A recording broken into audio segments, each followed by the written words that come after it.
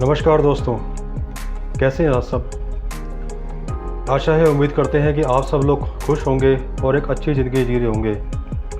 दोस्तों, मेरा नाम है विजय शर्मा और मैं हूं एक LIC का सक्सेसफुल सफल एजेंट जो पिछले कई वर्षों से LIC के साथ जुड़ा हुआ हूं और सक्सेसफुल एजेंट के रूप में काम कर रहा हूं। दोस्तों, जैसे कि मैंने अपने पिछले वीडियोज़ में भी बताया है कि LIC एक बहुत ही अच्छी संस्था है जो कि जीवन बीमा, जी हाँ दोस्तों, जीवन बीमा जो है लोगों को देती है और लोगों के परिवार में और लोगों की व्यक्तिगत ज़िंदगी में खुशियाँ बांटती है।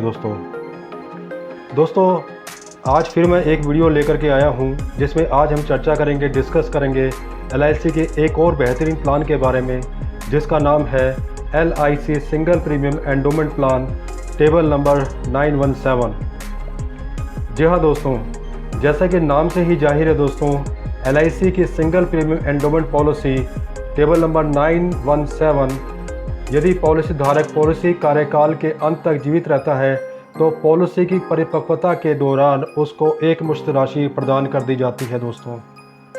जी हाँ दोस्तों, जैसे कि नाम से ही जाहिर है, एंडोमेंट प्लान है और सिंगल प्रीमियम प्लान है, तो यानी कि इसमें जो है हम एक बार सिंगल प्रीमियम जमा करेंगे LIC में, चाहे वो प्लान हमारा 9 साल का होगा, 10 साल का होगा, 12 साल का होगा, 15 साल का होगा, तो एक बार हमने प्रीमियम सबमिट कर देना है, जमा कर देना है।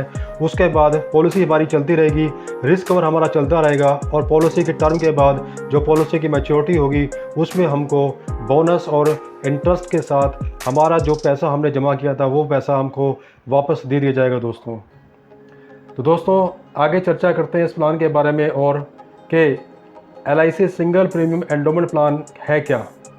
यह एक non linked participating individual life assurance saving plan है। दोस्तों, इस प्लान में आप कम से कम जो है 30,000 की राशि सबमिट करने के बाद भी आप ये एंडोमेंट पॉलिसी ले सकते हैं। LIC single premium endowment plan is a non linked participating individual life assurance savings plan which offers an attractive combination of savings and protection features. The premium is paid in lump sum and at the outset of the policy. This combination provides financial protection against death during the policy term with the provision of payment of lump sum at the end of the selected policy term in case of his/her survival. This plan also takes care of liquidity needs through its loan facility. तो दोस्तों, जैसा कि अभी हमने discuss किया, यह एक non linked participating individual life assurance saving plan है दोस्तों, जो कि एक अट्रैक्टिव कॉम्बिनेशन ऑफ सेविंग और प्रोटेक्शन फीचर हमको प्रदान करता है जो पॉलिसी होल्डर होता है उसको। दोस्तों, ये जो प्लान है इसमें जो प्रीमियम दिया जाता है वो एक मुश्त दिया जाता है, लमसम दिया जाता है और उसके बाद फिर प्रीमियम देने की कोई आवश्यकता नहीं होती। दोस्तों, जैसे कि मैंने अभी आपको पहले ही बताया था और जैसे कि इसके नाम से ही जाहिर है, यह एक लमसम प्लान है दोस्तों। इसमें आपको सिर्फ एक बार प्रीमियम देना है और उसके बाद प्रीमियम देने की छुट्टी, यानी कि उसके बाद आपको कोई प्रीमियम नहीं देना है दोस्तों। तो एक बार आप प्रीमियम देने के बाद, चाहे पॉलिसी आपने 9 साल की ली हो, 10 साल की ली हो, 11 की, 12 की, 15 साल की ली हो, तो एक ही बार आपने प्रीमियम देना है और उसके बाद आपने निश्चिंत हो जाना है, कोई आपने प्रीमियम नहीं देना है।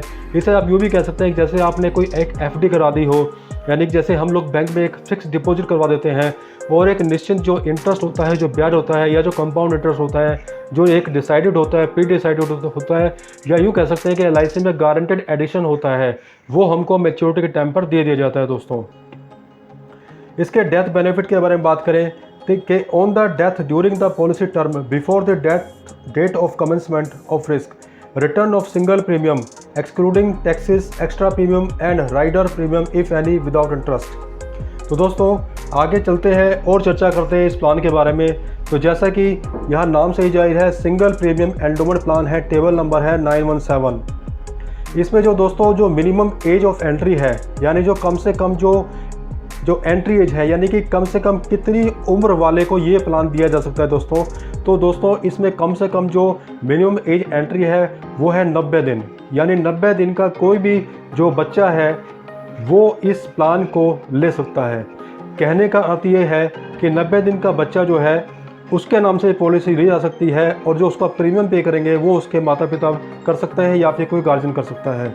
तो दोस्तों इसमें मिनिमम एज एंट्री जो है वो कंप्लीटेड होनी चाहिए 90 दिन, यानी बच्चा जो है 90 दिन का होना चाहिए कम से कम, उसके बाद आप ये पॉलिसी उसके नाम पर ले सकते हैं दोस्तों।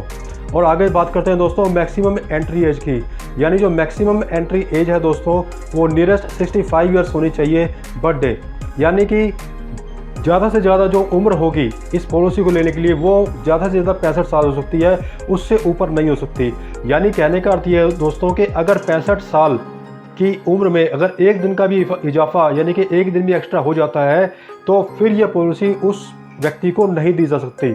तो दोस्तों जैसा कि अभी हमने देखा कि कम से कम जो उम्र होनी चाहिए इस पॉलिसी को लेने के लिए वो कम से कम 90 दिन होनी चाहिए। किसी बच्चे के नाम पर ये पॉलिसी दी जा सकती है और माँ बाप इस पॉलिसी को लेंगे और अपने बच्चे के नाम पे पॉलिसी कराएंगे और प्रीमियम जो है पेरेंट्स को देना होगा या गार्जियन को देना होगा। और जो मैक्सिमम एज ऑफ एंट्री है वो 65 ईयर्स है दोस्तों, नियरेस्ट बर्थडे। आगे बात करते हैं दोस्तों इसके मैक्सिमम मैच्योरिटी एज की, यानी कि इसमें मैक्सिमम मैच्योरिटी एज कितनी हो सकती है, यानी कि किस उम्र से ज़्यादा वो मैच्योरिटी की उम्र वहाँ पर नहीं होनी चाहिए जब वो पॉलिसी मैच्योर होगी। कहने का मतलब ये दोस्तों कि अगर किसी व्यक्ति ने 65 साल की उम्र में ये पॉलिसी ली है तो मैक्सिमम यानी कि 10 साल तक वो पॉलिसी ले सकता है और उसकी उम्र जब पॉलिसी मैच्योर होगी तो उसकी उम्र उस समय 75 साल होनी चाहिए, यानी 75 ईयर्स कंप्लीट होनी चाहिए दोस्तों। 75 ईयर्स से ऊपर पॉलिसी की मैच्योरिटी नहीं दी जा सकती, ये इस पॉलिसी में रूल है दोस्तों। तो कहने का अर्थ ये हुआ कि कम से कम जो है 90 दिन का व्यक्ति जो बच्चा जो है वो ये पॉलिसी लेगा और 65 साल का जो व्यक्ति होगा वो ये पॉलिसी ले सकता है। उससे ऊपर का एक दिन का भी अगर उसकी उम्र में इजाफा होगा तो पॉलिसी उसको नहीं दी जा सकती। इसी तरह से 75 ईयर्स उसको होना चाहिए मैच्योरिटी की जब उसकी किसी व्यक्ति ने अगर 65 साल की जो पॉलिसी ली है और 10 साल की पॉलिसी ली है तो उसकी जो मैच्योरिटी जो होगी वो 75 ईयर्स होगी, उससे ऊपर नहीं हो सकती। अब बात करते हैं आगे दोस्तों मिनिमम पॉलिसी टर्म की, यानी कि कम से कम इसमें मिनिमम पॉलिसी टर्म कितना होना चाहिए दोस्तों। जैसा कि मैंने आपको पहले बताया अभी कि मिनिमम इसमें आप 9 साल, 10 साल, 11 साल, 12 साल, 15 साल और आगे तक आपकी जो है पॉलिसी टर्म आप ले सकते हैं दोस्तों। लेकिन जो मिनिमम जो पॉलिसी टर्म है वो यहाँ पर 9 साल होनी चाहिए। जैसे मैंने यहाँ पर 10 साल लिखा हुआ है किंतु इसमें 9 साल तक मिनिमम जो पॉलिसी टर्म है वो होनी चाहिए। यानी कि आप अगर कोई भी व्यक्ति इस पॉलिसी को लेता है तो कम से कम उसको 9 साल के लिए ये पॉलिसी लेनी होगी। तो जैसे कि मैंने पहले बताया कि इसमें आपको एक बार ही प्रीमियम देना है, बार बार इसमें प्रीमियम नहीं देना है। इसका नाम ही है single premium endowment plan table number 917। केवल एक मुश्त प्लान प्रीमियम आपने जमा करना है LIC में, उसके बाद आपने निश्चिंत हो जाना है और पॉलिसी और रिस्क कवर आपका चलता रहेगा दोस्तों। अब आगे बात करते हैं दोस्तों मैक्सिमम पॉलिसी टर्म की, यानी जो मैक्सिमम जो पॉलिसी टर्म है वो इसकी 25 ईयर्स तक है दोस्तों।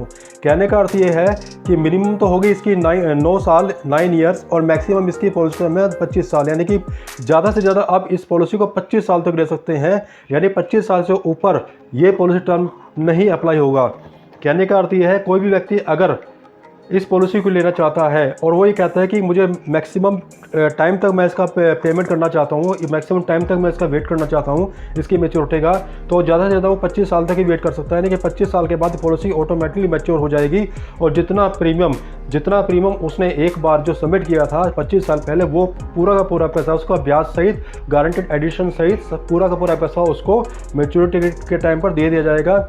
और हाँ दोस्तों एक और बात कि अगर आपने कुछ राइडर्स लिए होंगे, अगर जैसे हमने आपको पहले बताया राइडर्स के लिए अलग से वीडियो बनी हुई दोस्तों, अगर कुछ राइडर्स लिए होंगे तो उसमें कुछ एक्स्ट्रा प्रीमियम सबमिट करके जैसे राइडर्स लिए जा सकते हैं। जैसे कि परमानेंट डिसेबिलिटी बेनिफिट होता है, एक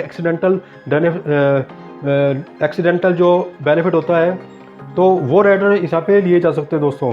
तो कुछ उसमें एक्स्ट्रा प्रीमियम देना होता है यहाँ पर प्रीमियम के साथ में और जो है प्रीमियम जमा कर देना होता है, फिर वो राइडर जो है आपका साथ पॉलिसी के चलता रहता है। इसी तरह से दोस्तों आगे हम बात करते हैं मिनिमम एज मैच्योरिटी 18 साल कंप्लीटेड। अब यहाँ पे देखिए दोस्तों, यहाँ तो हमने बात की थी कि मैक्सिमम मैच्योरिटी एज जो है वो 75 ईयर्स होनी चाहिए, यानी कि उससे ऊपर पॉलिसी की मैच्योरिटी नहीं हो सकती। इसी तरह से जो मिनिमम मैच्योरिटी एज है वो कम से कम 18 साल कंप्लीट होनी चाहिए दोस्तों। 18 साल से कम वाले व्यक्ति को ये उसकी मैच्योरिटी उसकी एज के हिसाब से पॉलिसी की मैच्योरिटी नहीं हो सकती। इसी तरह से अगर हम ये कहें कि अगर किसी बच्चे ने अगर हमने किसी बच्चे ने, किसी माँ बाप ने, किसी गार्जियन ने, एक बच्चा है 90 दिन का, अगर उसने उसकी पॉलिसी ली है उसके नाम पर, तो हमें उसकी जो पॉलिसी जो टर्म है वो इस हिसाब से कैलकुलेट करनी है कि उसकी एज जब 18 साल होगी तभी पॉलिसी की उसकी मैच्योरिटी होगी। यानी कहने का अर्थ यह है कि 18 साल से कम पर पॉलिसी की मैच्योरिटी नहीं हो सकती। यानी कहने का अर्थ यह है कि अगर किसी माँ बाप ने, किसी पेरेंट्स ने, किसी गार्जियन ने अगर एक बच्चे की पॉलिसी 8 साल की उम्र में ली है और कम से कम उसको ये पॉलिसी 10 साल के लिए लेनी पड़ेगी, तब जाकर के उसकी पॉलिसी की मैच्योरिटी हो पाएगी। यानी कि अगर वही कहते हैं कि नहीं, अगर बच्चे की एज 8 साल है और मैं 9 साल की जो है पॉलिसी टर्म लेता हूँ, तो ये पॉलिसी की मैच्योरिटी उसकी 18 साल पर ही होगी जब वो 18 साल का होगा। यानी कहने का अर्थ है 10 साल के बाद ही उसकी मैच्योरिटी हो पाएगी दोस्तों। तो अगर आपको इसके बारे में, मैच्योरिटी एज के बारे में या मिनिमम एंट्री एज या मैक्सिमम एंट्री एज के बारे में कोई भी अगर कोई कन्फ्यूजन लगे या कोई आप सवाल या क्वेश्चन पूछना चाहें, तो मुझे आप कमेंट बॉक्स में लिख करके पूछ सकते हैं, या डिस्क्रिप्शन में मेरा जो नंबर दिया हुआ है वहाँ भी आप उससे पूछ सकते हैं दोस्तों। अब आगे बात करते हैं दोस्तों। तो उम्मीद है कि ये जो minimum entry age, maximum entry age और मिनिमम पॉलिसी टर्म और मैक्सिमम पॉलिसी टर्म जो, और मिनिमम एज एट मैच्योरिटी और मैक्सिमम एज एट मैच्योरिटी जो है आपको समझ में आ गई होगी। अगर किसी को कोई कन्फ्यूज़न हो या ये टर्म्स समझ में नहीं आ रही है तो वो जो है मुझसे कमेंट करके पूछ सकता है। अब आगे बात करते हैं दोस्तों इसके मिनिमम सम एश्योर्ड और मैक्सिमम सम एश्योर्ड की दोस्तों। तो दोस्तों इस पॉलिसी में जो मिनिमम सम एश्योर्ड है वो कम से कम 50,000 का है। यानी कि अगर कोई व्यक्ति जिसकी आय कम है, जिसकी आमदनी कम है, वो भी अगर इस पॉलिसी में इंटरेस्टेड है इसको लेने के लिए, तो उसको ये पॉलिसी देनी पड़ेगी कम से कम 50,000 के सम एश्योर्ड पे। यानी 50,000 से कम रकम पे, कम अमाउंट पे ये पॉलिसी नहीं ली जा सकती। तो कम से कम उसकी जो पॉलिसी वो ले सकता है वो 50,000 से ही ले सकता है। और जैसे कि मैंने आपको पहले बताया, जैसे कि इसका नाम से ही जाहिर है, ये एकल प्रीमियम पॉलिसी है। यानी कि इसमें 50,000 रुपये एक बार देना पड़ेगा। अगर कोई व्यक्ति ये कहता है कि मुझे मैक्सिमम इसका सम एश्योर्ड बताइए, यानी कि इसमें मैं कितने ज़्यादा से ज़्यादा पैसे जो है सबमिट कर सकता हूँ, तो दोस्तों यहाँ पे हम देख सकते हैं कि मैक्सिमम इसमें सम एश्योर्ड की कोई भी लिमिट नहीं है। यानी कि आप जितना भी आप इस पॉलिसी में पैसा जमा करना चाहें तो वो ज़्यादा से ज़्यादा आप कर सकते हैं, तो उसकी कोई लिमिट नहीं है। यानी कि वो 1 लाख भी हो सकता है, 10 लाख भी, 50 लाख भी, 1 करोड़ भी, 5 करोड़ भी, 10 करोड़ भी, और जितना चाहें आप इसमें सम एश्योर्ड सबमिट कर सकते हैं दोस्तों। इसमें ज़्यादा मैक्सिमम लिमिट सम एश्योर्ड की कोई भी लिमिट नहीं है। हाँ, लेकिन कम से कम इस पॉलिसी को लेने के लिए आपके पास 50,000 रुपये होने चाहिए। 50,000 रुपये जमा करने के बाद फिर आप इस पॉलिसी को ले सकते हैं। वो आप अपने बच्चे के नाम पर ले सकते हैं या आप अपने खुद के नाम पर ले सकते हैं दोस्तों। अब आगे बात करते हैं दोस्तों इसके प्रीमियम पेइंग मोड के बारे में। जैसे कि इसके नाम से ही जाहिर है दोस्तों, ये सिंगल प्रीमियम पॉलिसी है। यानी कि इसमें आपको एक बार ही पैसा सबमिट करना है, इसमें बार बार आपको पैसा सबमिट नहीं करना है। इसमें एक बार पैसा सबमिट करना है 9 साल के लिए, 10 साल के लिए, 12 साल के लिए, 15 साल के लिए, 20 साल के लिए, 25 साल के लिए, जितने टर्म के लिए आप पॉलिसी लेंगे आपको एक ही बार पैसा सबमिट करना है। वो चाहे आप कम से कम 50,000 रुपये करें या मैक्सिमम आप कितना भी करें, आपको एक बार ही पैसा जमा करना है। इसमें पॉलिसी पेइंग मोड जो है वो सिंगल प्रीमियम ओनली है। यानी कि इसमें कोई मंथली नहीं है, कोई क्वार्टरली नहीं है, कोई हाफ ईयरली नहीं है, कोई ईयरली नहीं है, सिर्फ एक बार आपने पैसा देना है दोस्तों। तो दोस्तों आगे हम इसके बात करते हैं कुछ राइडर्स के बारे में। राइडर्स जैसे कि हमने आपको पहले ही बताया है कि राइडर्स कुछ एक्स्ट्रा फैसिलिटी होती है, जिसमें कि अगर हम पॉलिसी के साथ वो राइडर्स लेते हैं तो उसमें हमको कुछ एक्स्ट्रा प्रीमियम देना होता है और उसके बदले जो है उसके जो अगेंस्ट हमको बहुत सारा बेनिफिट मिलता है दोस्तों। जैसे कि अगर हमने एक्सीडेंटल एंड डिसेबिलिटी राइडर लिया है, तो अगर कोई पॉलिसी होल्डर जो इस पॉलिसी को लेता है और अगर उसका एक्सीडेंट हो जाता है अनफॉर्चुनेटली, और या एक्सीडेंट होने के बाद उसको कोई डिसेबिलिटी परमानेंट हो जाती है या ऐसा कोई अंग उसको काम करना बंद कर देता है जिससे कि वो आगे के प्रीमियम सबमिट नहीं कर सकता, तो LIC खुद उसका प्रीमियम सबमिट करती है। यानी कहने का अर्थ ये है कि ये पॉलिसी उसकी चलती रहेगी। और दूसरा जो इसका जो बेनिफिट राइडर है वो दूसरा ये है कि LIC new term assurance rider. इसमें दोस्तों LIC new term assurance rider यानी कि इसमें पॉलिसी आपकी चलती रहेगी, तो एक्स्ट्रा प्रीमियम हमको जो है देना होता है। तो दोस्तों ये जानकारी आपको कैसे लगी इस पॉलिसी के बारे में?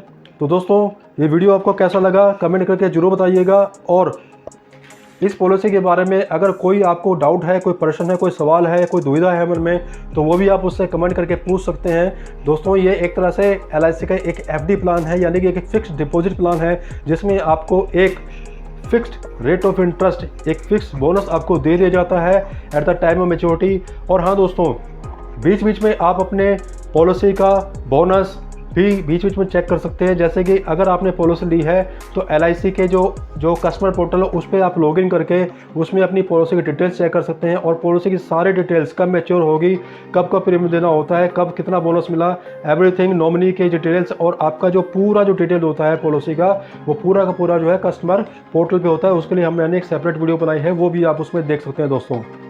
तो दोस्तों जाते जाते फिर मैं ये आपसे गुजारिश करूंगा दोस्तों कि LIC के बारे में, LIC की इस पॉलिसी के बारे में आपके क्या विचार हैं, ये जानकारी, ये इन्फॉर्मेशन आपको कैसे लगी, और इसके बारे में कमेंट करके ज़रूर बताइएगा। डिस्क्रिप्शन बॉक्स में मेरा नंबर है, अगर कोई आपको दुविधा है, कोई डाउट है या कोई शंका है, कोई सवाल है, कोई प्रश्न है, कोई क्वेश्चन है, तो वो भी आप मुझसे पूछ सकते हैं। कमेंट में बॉक्स में कमेंट करके पूछ सकते हैं, या डिस्क्रिप्शन में जो मेरा नंबर दिया है उस पर आप मुझसे डायरेक्ट भी कॉल करके पूछ सकते हैं। और जाते जाते दोस्तों, वीडियो ख़त्म करने से पहले मैं आपको एक रिक्वेस्ट करना चाहूँगा कि मैं जो भी जानकारी, जो भी वीडियो, इन्फॉर्मेटिव वीडियो आपके लिए लेके आता हूँ, बड़ी उम्मीद होती है आपसे, बड़ी गुजारिश है आपसे कि उस वीडियो को प्लीज़, उस चैनल को सब्सक्राइब कर दिया कीजिए, ताकि इससे एक एनर्जी मिलती है वीडियो बनाने वाले को, जानकारी लाने वालों को एक एनर्जी मिलती है, एक एक्साइटमेंट मिलता है, एक मोटिवेशन मिलता है और अच्छी वीडियो बनाने का। तो दोस्तों जैसे कि मैं पहले भी बता चुका हूं कि ज़्यादा से ज़्यादा वीडियो को शेयर कीजिए, ताकि ये जो जानकारी है ये और लोगों तक पहुंचे, पूरे भारत के एक एक व्यक्ति तक पहुंचे, ताकि वो भी इस पॉलिसी को लेने में इंटरेस्टेड हो और अपने जीवन को, अपने परिवार को एक अच्छी ज़िंदगी दे सके। और फिर ये गुजारिश करूँगा कि चैनल को सब्सक्राइब कर दीजिए, ताकि और भी अच्छी वीडियो मैं आपके लिए लाता रहूँ। तो दोस्तों इस वीडियो को यही समाप्त करते हैं, वीडियो को और लंबा नहीं करते हैं। तो दोस्तों जय हिंद, जय भारत, थैंक यू।